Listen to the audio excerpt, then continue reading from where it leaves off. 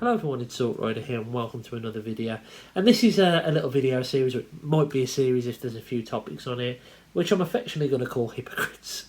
And this is where we look at what people are saying within our community, on Twitter, on various social media platforms, where they're basically being a bit hypocritical. So what I'm going to talk about today is Earthrise Cliffjumper. And what are people saying about him? He's a Legends figure at deluxe price point. I don't like where Hasbro are going with this. I don't like where they're going. But actually, I quite like where they're going, because if they produce more toys like this, then we're all in for a bloody treat. And I don't need to buy any bloody masterpieces anymore, because these and this scale is good enough, in my opinion, for my collection. So, let's work through a few things. As Transformers fans, we know we've had Legends Deluxe. We've had Voyager and Leader and the Titans for a while. And normally what happens, as you go up in price, you get taller and taller figures. Now, what does that actually mean for our collections? Well, from a scale point of view, it puts everything to pot. I mean, I've got a Blaster up, where is he? He's there, just there. Titans Return Blaster, who was a Leader class figure, who scales over the combiners. So he's about the same size as Bloody Defensor next to him. So this is where a problem lies. Yes, you're getting more plastic, and you do get some. Let's not deny the fact, you know what, that the toys were bigger and chunkier in the past, and that's because prices have gone up in manufacturing and all that kind of stuff. But that's how it was in the past. That changed with Siege. And why did it change with Siege? Because Hasbro started to do their research. They started to look at why people were buying third-party Transformers. And it was because actually they wanted G1 representations of their characters, all in the same size and scale. And that's what they've started to do. So these height points, if you were, the Deluxe, the Voyager and the Leader scale, have now become price points. Price points in a line of figures that all scale with each other in line with the size they should be in comparison with each other, which is also why the Leader class figures are now more of a Voyager scale, and also why some of the Duxes like Hoist are almost the same height as a Voyager. They are just price points to give us the figures that we really, really want in a scale that works really well. And I, for one, am in on it, and I think it's great. But some people are hung up on the fact that this little thing isn't the same size as the other Deluxes.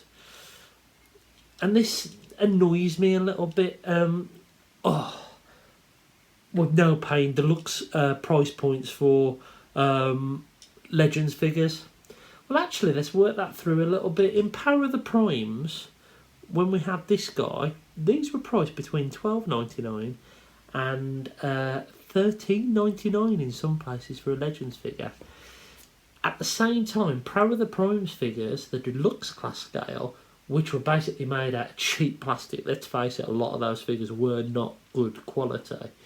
We're looking at around anything from, say, $19.99 for some of the figures to $22.99 on certain sites. Fast forward to today, and all of the Deluxe class figures, and I'm using Smiths as an example here as a comparison, are $16.99. So they're substantially cheaper than the last of the Prime Wars trilogy. Substantially bloody cheaper than those Premiere Edition The Last Night figures that we got that were utter tat. So they are cheaper. And even if you were to say, well, this is essentially a Legends figure in scale, you're right, because Cliffjumper's a mini-bot, and mini-bots are in the Legends scale, you're right. But if you go at price, this was, say, $12.99 when they come out in Power of the Primes. This is $16.99.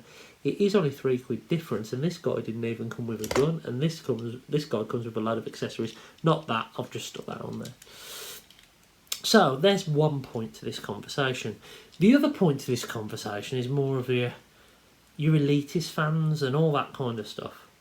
If Iron Factory would have put this out, or if New Age would have put this out, and they had charged £24.99 for it, £29.99 for it, 40 quid for it. There'd be loads of people out there who have hard-ons for third-party companies because they like the third-party stuff more than Hasbro. They like to dig at Hasbro. They'd be ranting and raving over this thing. They absolutely would be. But because Hasbro have produced it, and because it is of the smaller size, as per the scale of the line, people are moaning about it.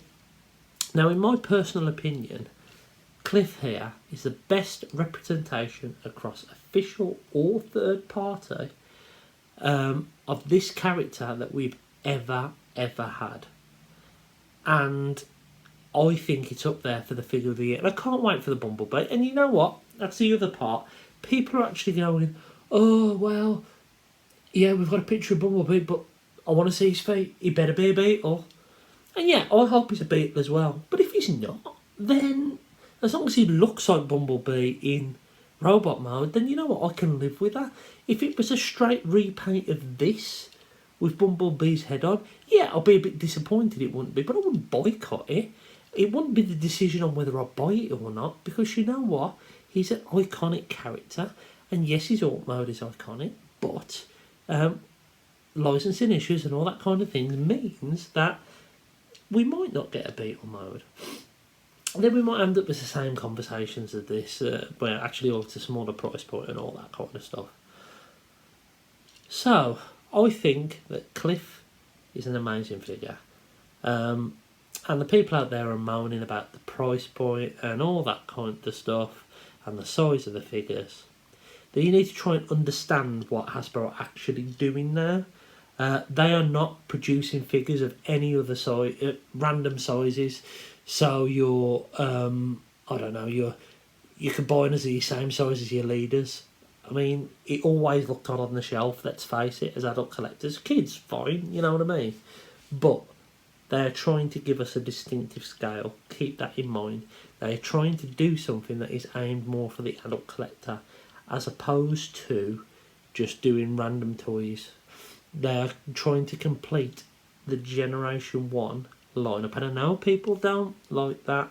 Some people don't like that. And I know everyone wasn't born in the 80s. But you know what Hasbro are trying to do?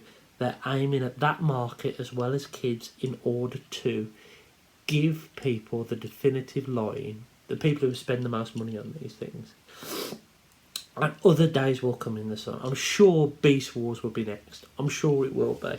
And if it comes along, I'll be really happy for you. Will I be taking part in it? Probably not, because it's not my jam. But you know what? You will get that. But remember, at the moment, they are trying to give a particular load of fans that scale. And I think it's amazing. And I think Cliff is amazing. So, think about it. If this was Iron Factory, would people be raving about it?